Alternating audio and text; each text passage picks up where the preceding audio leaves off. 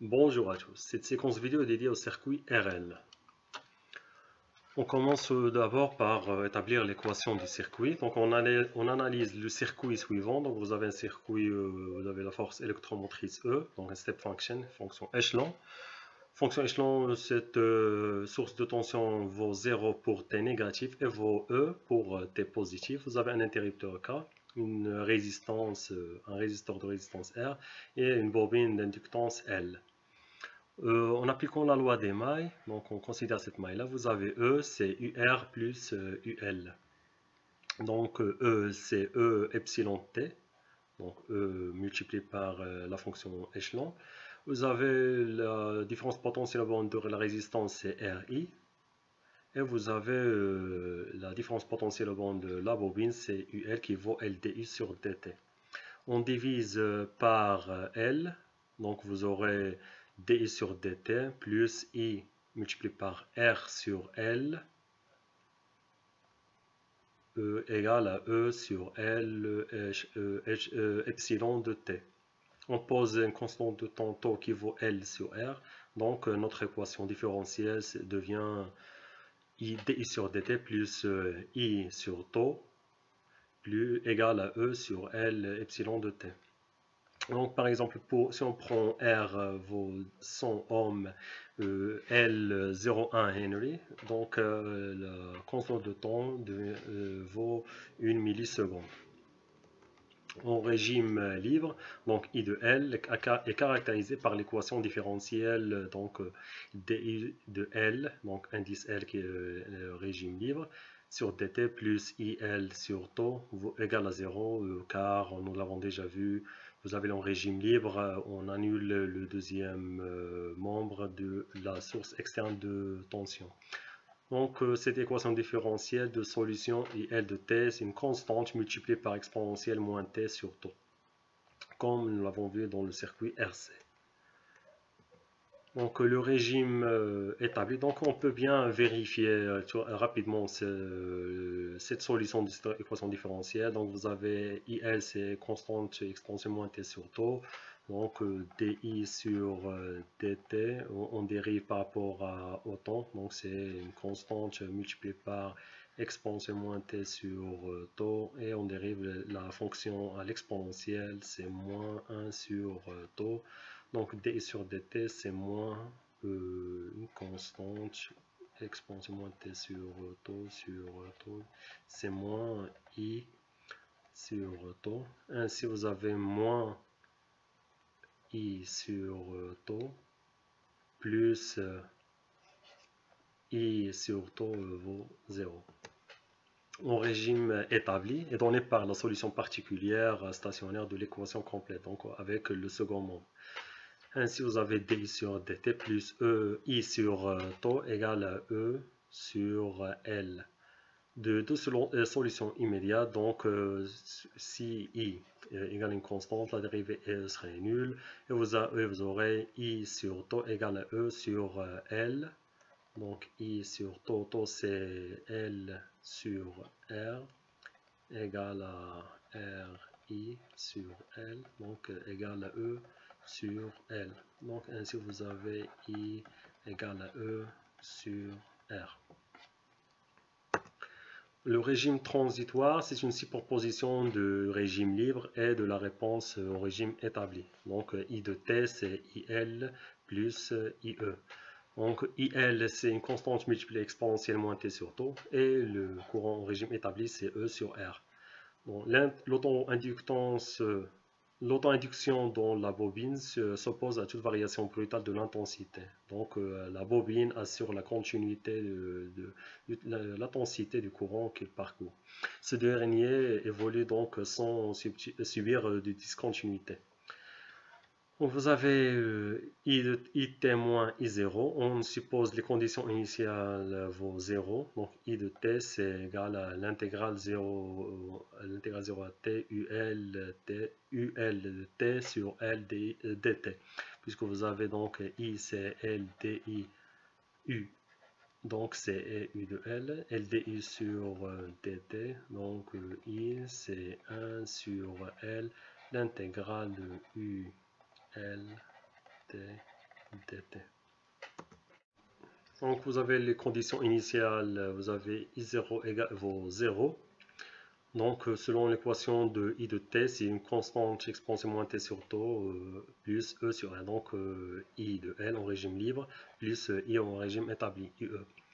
Vous avez l'exponentielle de 0 vaut 1.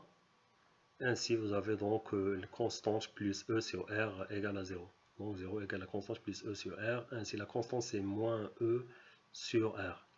On factorise, donc vous avez ici moins e sur r. On factorise par e sur r. Donc vous aurez 1 moins exponentielle moins t sur tau. Donc c'est cette équation-là de l'intensité du courant. I de t c'est E sur R, 1 moins exponentielle moins t sur tau. Ainsi vous avez UR c'est RI. Donc c'est R multiplié par I de t. On simplifie les R et vous aurez c'est E 1 moins exponentielle moins t sur tau. Et pour UL c'est L DI sur dt. On dérive cette expression. Et on simplifie donc les L et vous aurez UL de t c'est E exponentielle moins t sur tau. Donc rapidement je vais dériver cette expression. Donc vous avez di sur dt c'est E sur R moins E sur R exponentielle moins t sur tau. Donc la dérivée de c'est une constante. On vaut 0 et on dérive par rapport à l'exponentielle, ça devient plus E sur R multiplié par 1 sur tau exponentielle moins t sur tau. Tau c'est L sur R, donc c'est L sur R. On simplifie les R, donc c'est E sur L exponentielle moins t sur tau. Ainsi vous avez, on multiplie ici par L, on simplifie donc le L et vous aurez E exponentielle moins t sur tau. Donc les figures ci-dessous, on va rassembler les résultats pour I de t. Donc I de t c'est E sur R, donc 1 moins exponentielle moins t sur tau, voici la courbe. Vous avez pour tau, donc le I de t vaut 0,03% de la valeur finale, donc c'est 0,63 E sur R pour 3 taux. Donc c'est 95% de la valeur finale, donc c'est 0,95 E sur R. Pour UL, donc c'est E exponentielle moins t sur tau.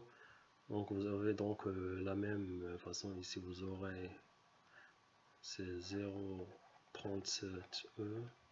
Et pour 3 taux, donc c'est 0,05 E. Le bilan d'énergie, contrairement au circuit RC, la source de tension dans le circuit RL fournit constamment de l'énergie.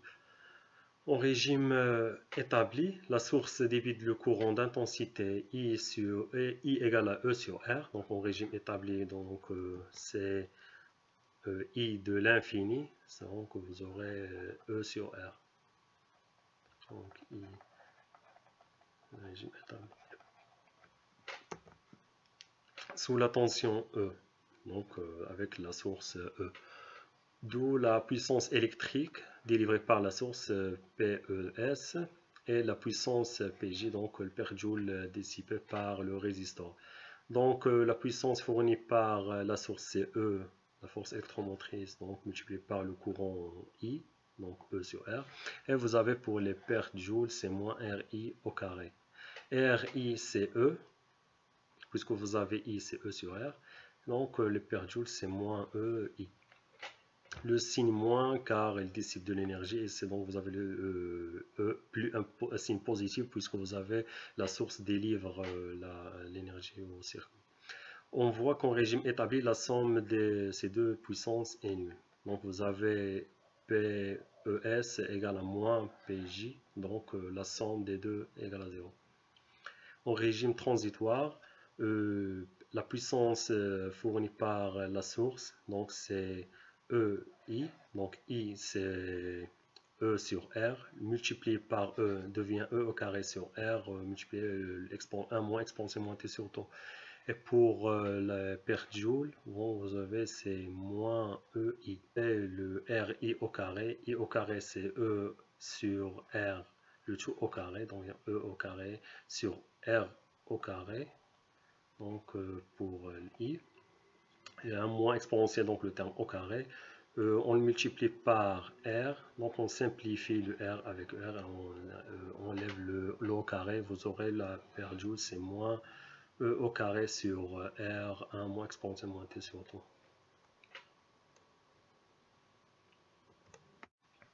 Calculons la somme des travaux correspondants. Donc vous avez le travail, c'est l'intégrale des puissances. Donc vous avez les puissances donc PES, donc fournies par la source et le perte de joule. Donc vous avez PES plus le P joule. Donc c'est la somme des deux expressions. On factorise par 1 moins exponentielle moins T sur T. Donc vous avez 1 moins exponentielle moins T sur T, facteur. Donc E au carré sur R plus donc moins E au carré sur R facteur de 1 moins exponentielle moins T sur T. Donc 1 moins exponentielle moins T sur T facteur. Donc vous avez E au carré sur R moins E au carré sur R. Donc c'est être simplifié. Vous aurez moins multiplié E au carré sur R multiplié par moins exponentielle moins T sur T. Donc c'est plus E au carré sur R exponentielle moins T sur T. Donc ainsi vous aurez donc E au carré sur R, on fait sortir de l'intégrale carré indépendante du temps. Vous aurez donc le travail, c'est E au carré sur R, l'intégrale 0 l'infini exponentielle moins T sur T, 1 moins exponentielle moins T sur T. Donc je vous laisse le soin de faire le calcul. Vous aurez E au carré sur R, T sur 2. T c'est L sur R. Ainsi vous aurez donc le L R au carré, L sur 2. Et E au carré sur R au carré, c'est I au carré. Donc le travail total, c'est 1 demi LI au carré. Ce travail est précisément la variation d'énergie magnétique de la bobine entre l'instant initial et l'instant final pour I égale E sur R. Le bilan d'énergie du circuit, donc c'est la somme de travail fourni par la source plus le travail dissipé par effet de Joule. Ainsi, en régime établi, donc toute l'énergie par la source est dissipée par effet de Joule dans le résistor, car dans la bobine emmagasine l'énergie électrique sous forme magnétique. Donc tout le travail fourni par la source va être dissipé dans le résistor.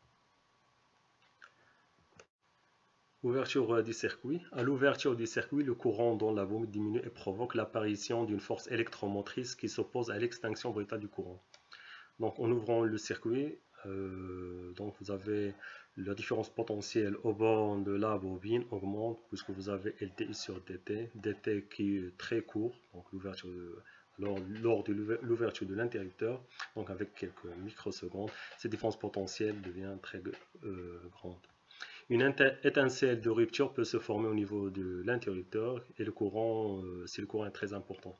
Il est nécessaire de mettre une diode en parallèle avec le circuit RL, cette diode dite diode de roue libre, afin de créer une branche où permet le courant de s'écouler dans cette diode-là. Donc le courant se vide par les pertes Joule,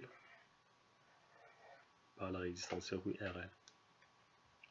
On peut alors utiliser donc le monde en parallèle avec ce. Dans ce cas, à la fermeture du circuit, le courant évolue en régime libre. Donc vous aurez RL, donc le circuit RL devient une diode passante. Si l'on suppose la diode idéale, le circuit obéit à l'équation différentielle. Donc vous aurez UR plus UL vaut 0. Donc l'équation différentielle DI sur DT plus I sur T égale à 0. Initialement, vous avez la bobine chargée, donc l'I égale à E sur R. En adoptant comme nouvelle origine des temps l'instant d'ouverture du circuit, vous aurez donc, voici le graphe de I pour, dans l'ouverture de l'interrupteur. Vous avez I de T, c'est I, exponentielle moins T sur taux, I c'est E sur R. Et vous avez UL, c'est moins E exponentielle moins T sur taux, et UR, c'est R multiplié par le courant I, donc c'est E exponentielle moins T sur taux.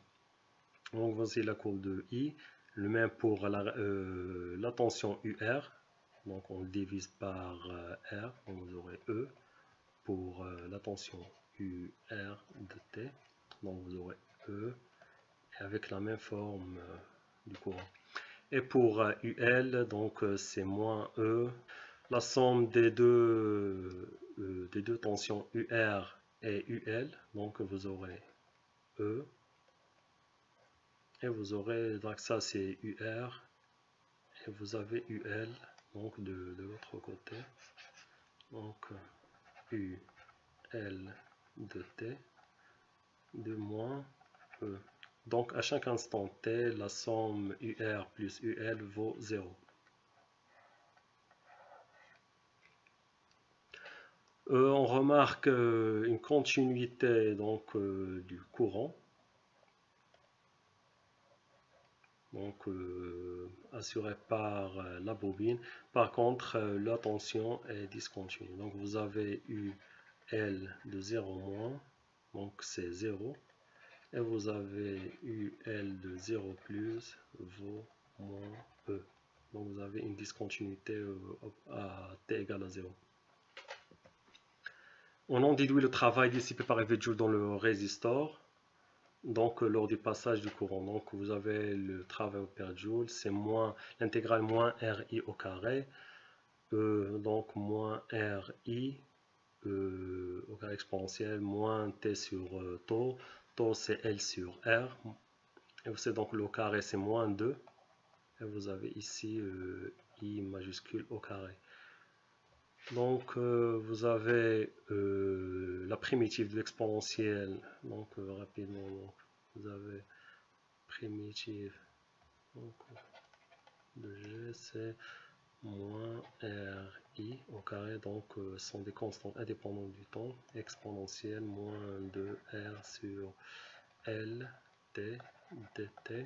Donc la primitive c'est l'inverse de la fonction à l'intérieur de l'exponentielle. Donc la dérivée des fonctions à l'intérieur de l'exponentielle, c'est moins RI au carré. Donc je vais multiplier par L sur 2R moins exponentielle moins 2R sur LT 0 l'infini. Donc c'est moins RI au carré. Donc le R, ça va peut-être simplifié, c'est LI au carré sur 2. Et vous avez donc le moins avec le moins devient plus. Et vous avez donc l'exponentielle de moins l'infini, c'est 0. Moins, donc c'est 0 moins. Exponentielle de 0, c'est 1, donc c'est moins 1. Le moins 1 multiplié par le plus, donc vous aurez c'est moins LI au carré sur 2. Donc il vaut moins l'énergie magnétique emmagasinée dans la bobine. Ainsi, l'énergie emmagasinée dans la bobine est entièrement dissipée par effet de Joule lors du passage du courant dans le circuit, donc au régime libre.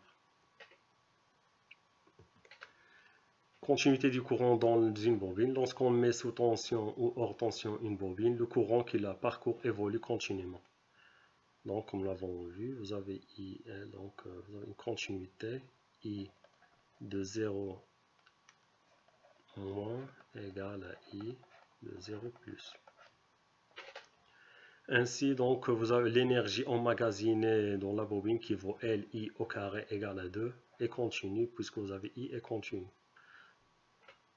Donc, l'intensité du courant I qui est de travail que vous avez sans discontinuité. On passe maintenant à multisim pour vérifier ce que nous avons vu dans cette présentation. Donc on considère le circuit suivant. Donc vous avez le step function comme source de tension. Donc, vous avez initialement 0 et pour T positif, donc vous aurez 1 volt. Vous avez une résistance de 100 ohms et une bobine de 0,1 Henry d'inductance pour avoir une constante de temps de 1 milliseconde. Donc vous avez ici l'interrupteur est ouvert. Donc j'ai mis pour mesurer, donc on essaie de vérifier la courbe du courant. J'ai ajouté cette probe afin de faire conversion donc, pour l'affichage sur l'oscilloscope. Donc vous aurez 100 millivolts par milliampère. Comme nous l'avons calculé, donc vous avez l'intensité de courant en régime établi I, c'est E sur R. Donc E c'est 1 volt sur 100 ohms. Donc c'est 10 milliampères. Pour visualiser les 10 milliampères sur 1 volt, de division sur l'oscilloscope, donc vous avez 10 milliampères 1 volt. Donc vous aurez pour 1 milliampère combien de volts à choisir dans la conversion volt-ampère. Donc vous aurez c'est 1 milli multiplié par 1 divisé par 110 milli. Donc vous aurez le milli va être simplifié, donc c'est 0,1 volt. Bien 100 millivolts. Donc nous avons choisi donc 100 millivolts par milliampère. Je lance la simulation. Donc ici vous avez interrupteur ouvert. Donc je ferme. Donc visualiser sur l'oscilloscope.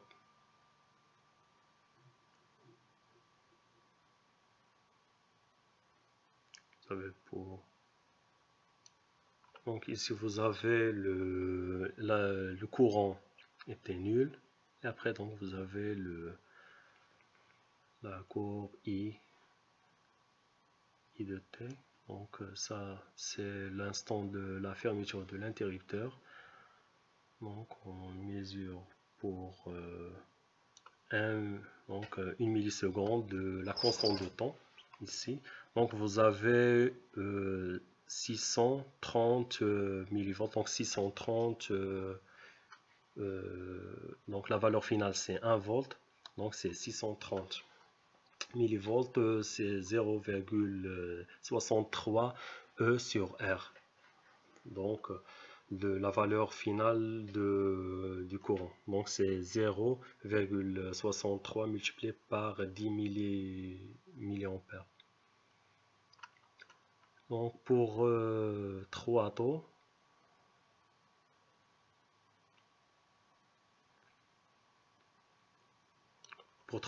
donc c'est 950, presque 950 millivolts. Donc c'est 0,95 multiplié par 10 milliampères, la valeur finale du courant. Donc ça c'est pour l'intensité du courant. Maintenant je ferme j'ouvre l'interrupteur.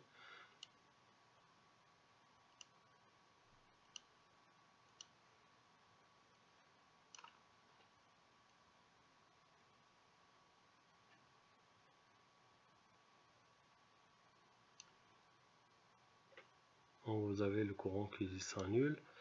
Et donc je vais, pour vérifier l'intérêt de la diode de roue libre, donc je vais afficher sur l'oscilloscope la tension UL. Donc je vais fermer l'interrupteur, je lance la simulation, j'ouvre l'interrupteur, ainsi donc. Donc ça c'est l'instant de l'ouverture de l'interrupteur.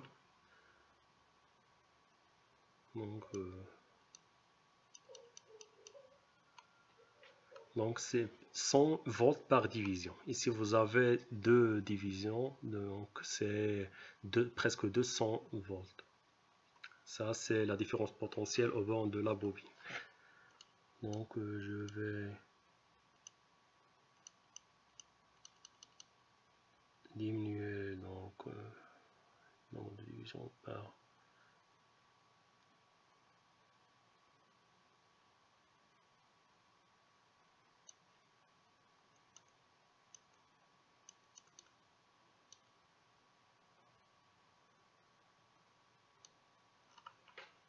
donc je mettrai le curseur, donc c'est passe de moins 200 volts à 200 volts. Ça c'est la différence potentielle de la bobine. Donc je mettrai la diode de roue libre. Vous avez diode.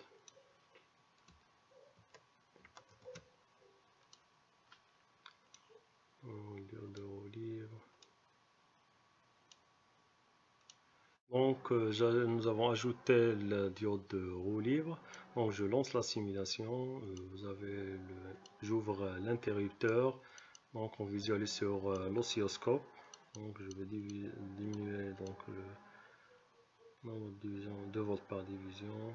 Ici donc vous avez, c'est l'instant d'ouverture de l'interrupteur.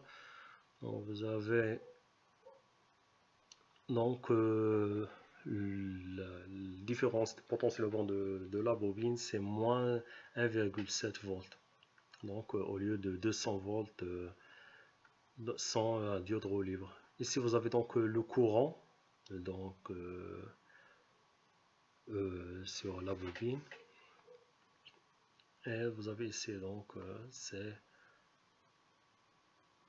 ici donc vous avez à l'instant où la fermeture de l'interrupteur, donc vous avez le courant passe de 0 à E sur R. Ici donc vous avez la tension UL, donc une discontinuité à l'instant 0, donc 0 moins différent 0 plus, donc passe de 0 à E, et après donc vous avez la différence potentielle au bord de la bobine diminue d'une manière exponentielle. Merci pour votre attention et à la prochaine.